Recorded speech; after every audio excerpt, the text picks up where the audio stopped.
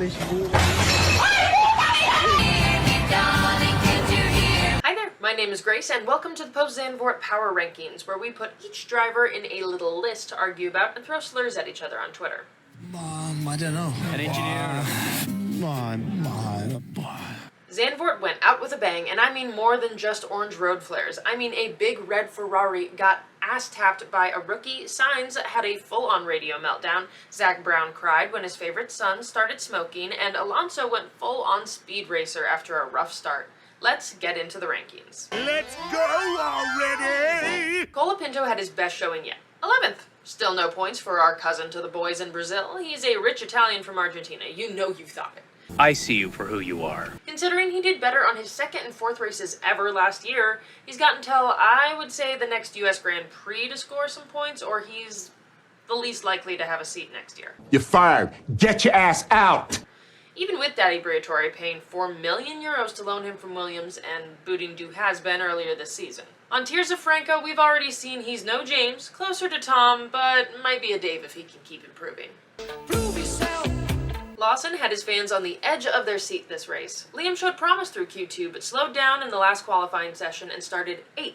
Not the best showing considering it was his third Q3 showing of all season, but at least he gets to prove himself by scoring some points. Just kidding, he collided with Sainz and finished 12th. Man, you fucked it up! You fucked it up! Looking at the crash, Lawson did own the corner by completing the apex first. However, he then lost control of the car to oversteer, which caused him to go wide and hit Carlos's car. I want to oil you up. What the fuck does that mean? Liam finishing without points again is one thing, but now with his teammate on the podium at the same time, this Kiwi might have just gone bad before making it into any bread. Stale. Oh, Bortoletto, our dear Bubbles, has done solid himself and is only ranked this low because of how absolutely stacked the grid is this year. He finished 15th, unfortunately, counting 3 DNFs, he only passed a fellow rookie who had a collision and an Alpine. Not exactly shining results when put into context. Use context clues. He has been slightly faster overall in quali than Hulk, but can't seem to translate that to better finishes. Bortoletto is the first driver on this list that actually has the potential to make a long-term career in Formula One if he can improve his racecraft and consistency. Man, why do you call me Bubbles? Stroll did not have the most fun today. Yet another crash on track, and then he hit his own debris a lap later. In fairness, Alonso was also struggling this race and had a few moments of oversteer. It's totally possible Stroll knew if he swerved to avoid the debris, he may have lost control of the car entirely. Or is he trying to tank this year so his dad'll let him go enjoy being an unemployed billionaire's son? Hard to say. It's a conspiracy, man! He still finished 7th and scored points. In any case, the entire Aston Martin team cannot wait for the regulation change and Newey's brilliance to finally allow them to shine again. Like a brilliant seafoam green lighthouse, which, thinking about it, actually would be a terrible idea. You're an idiot. You're an idiot. Tsunoda finished 9th, only above Lawson on both Red Bull teams. Coincidentally, Lawson's also the only Red Bull racer below him on the rankings, too.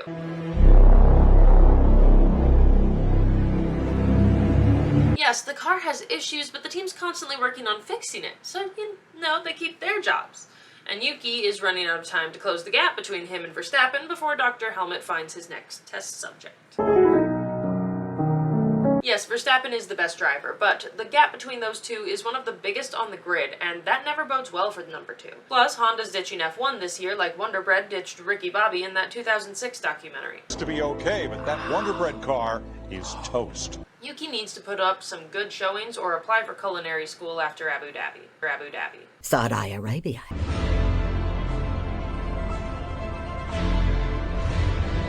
Behrman doubled his points in the standings after this race, bumping up to 16th and gaining a total of 14 places under the orange fireworks.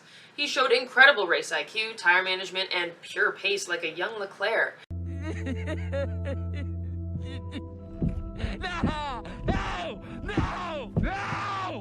A young Ferrari driving school hopeful that would be the next best thing if there wasn't one other person in contention. It seems like Hadjar is going to be that for Behrman. How you survive in this corporate world, and if I keep heading down this path, I'm gonna turn into you! It's up to the young Brit to break that curse and prove Ferrari can't ruin you unless you officially join their team. To do so, Ollie needs to improve on his consistency though, because right now he's either blazing in the race or on fire during qualifying, and never during the same weekend. If he can fix that, then he might just have a shot. They look so good and happy together. For real, they look so happy. Yeah, man, they look great. Sainz had a complete yoke of a weekend. He had one of his best qualifyings this season at Zandvoort until getting hit by Liam at turn 1. Then to add insult to injury, the stewards gave him a 10-second penalty because Liam had the apex before oversteering and hitting Carlos, and told him not to come talk to them about it after the race. We do not care. He had a big reaction on the radio after the crash and made some directed comments at Liam afterwards, which it's understandable to be upset, but he could have let off earlier when Liam beat him to the apex, and that's why he got a penalty. It's not your fault. Don't fuck with me, alright? Don't fuck with me, Sean. If he was being more consistent this season, then this crash wouldn't have stung so bad, and he wouldn't be ranked 14th on our list. Cops, what the fuck? D, come on, son. Son. Gasly is out here doing the best he can with what he has.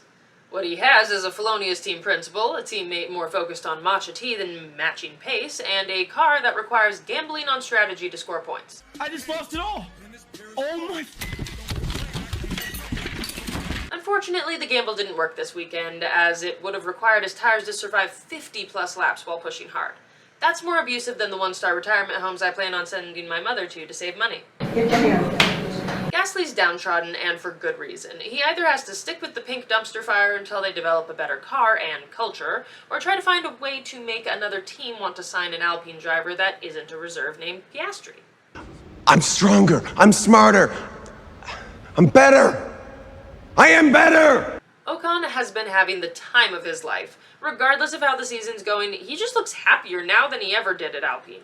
He normally goes up 3 places each race, even if Behrman seems to be on average faster in qualifying.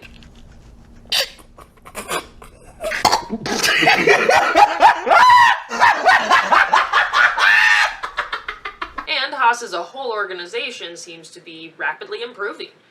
If Ocon can keep his team on this trajectory, then you may even see him return to the podium sometime in the next few years. Shinji, crank that, soldier boy. He also seems to have transferred his penalty curse to his rookie teammate and has a clean 0 penalty points on his license. Meaning, if he sees Gasly start winning too much and heats up their rivalry again, he can just bend it into him now.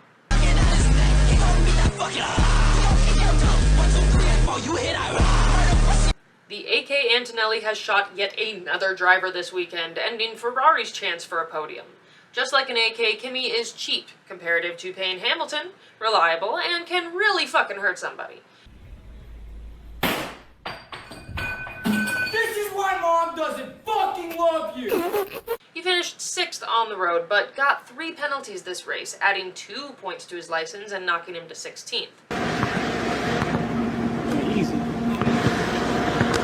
It's impressive he keeps racing alongside these top guys in the sport and posing threats to them, but he needs to learn where the line is before actually causing an accident. Well, no, I need to learn, you know. It's only his rookie season though, so once he does find that line, he will be a major force to be reckoned with on track. How the fuck can a condom and a coke kill me? Hadjar got a podium. Yes, 1 McLaren and 2 Ferraris didn't finish, but he made the most of it. He defended his backside from Russell harder than if it was Bill Cosby chasing him.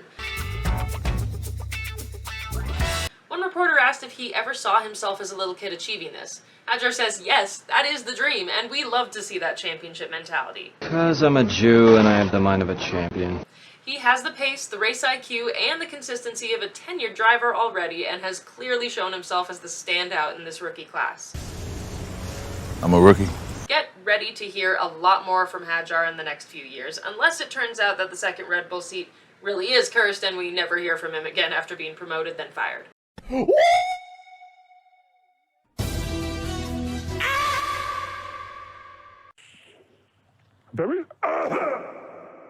Albon in these ranks has been similar to his situation in the races. Some bigger names fight for the podium and some smaller names fight to not get last while a resident catboy vibes his way to points finish.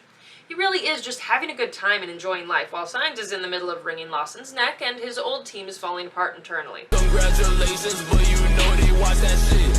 I ain't even gonna get mad. I'm young, black and rich. He gains places at the start of the race, turns on Messi by Rose, and just defends till the end. I'm barely seeing any traffic at all. He now has as many points as Antonelli in a Mercedes. Alex is proof that living a nice, quiet life is the way to go, even if you're in Formula One. But farming? Really? Man of your talents? It's a peaceful life.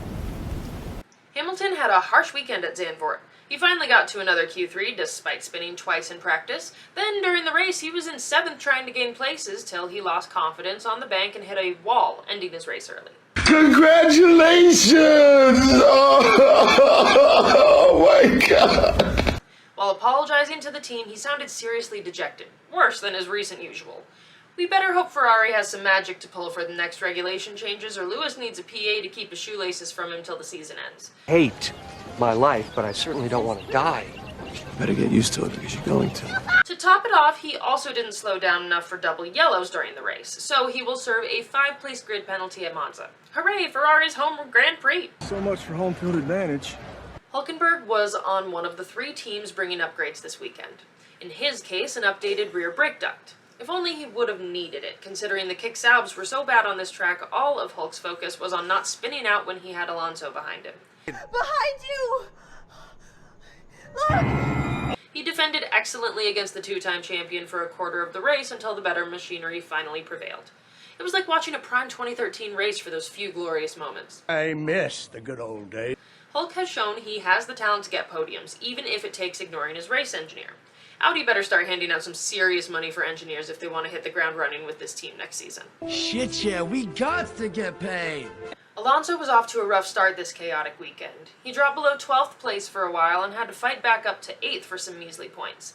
The car is competitive on some tracks and a backmarker on others. Hopefully something new he can fix with a new slate next year. Could start from scratch. His bad luck reared its ugly head today with the safety car coming out after he'd already pit, leading to a classic radio soundbite.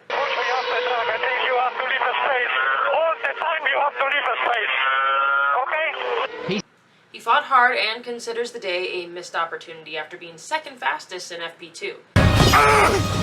It should have been me, not him! It's not fair! Will Alonso's luck turn around next year, or will he continue to switch to successful teams right as they dry up?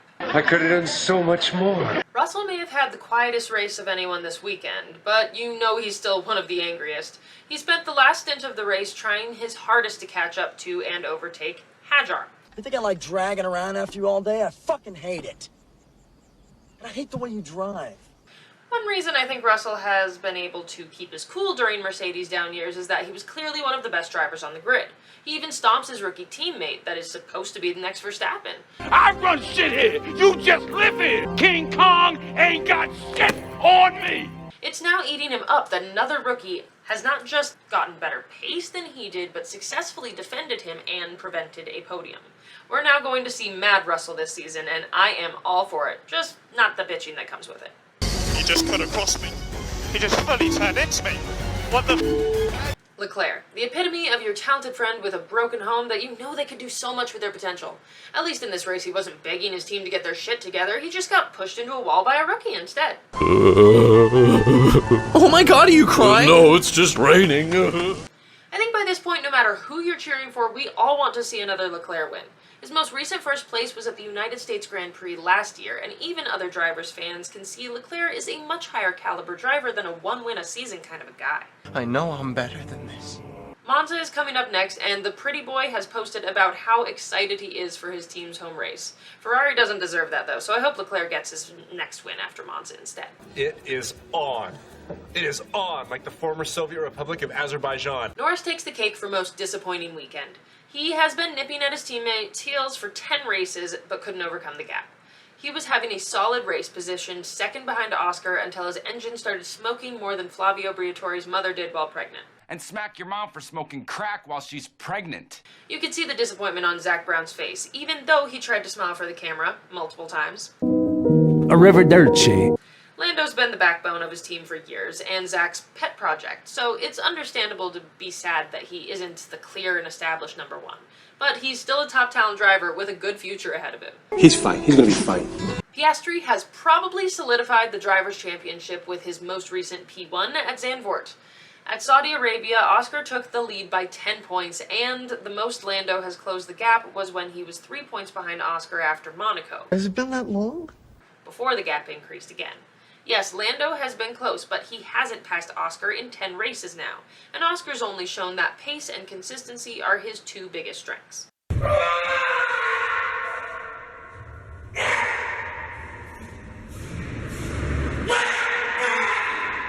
He's probably a regular in Toto Wolff and Laurent Mecky's wet dreams at this point. Jesus. What is that? What the f*** is that? First time making a Mecky's reference, but hey, we as a community have to accept that Horny is gone. Oscar will win this year, barring incredibly bad luck, or Zach Brown coming in the middle of the night to protect his baby boy's dream.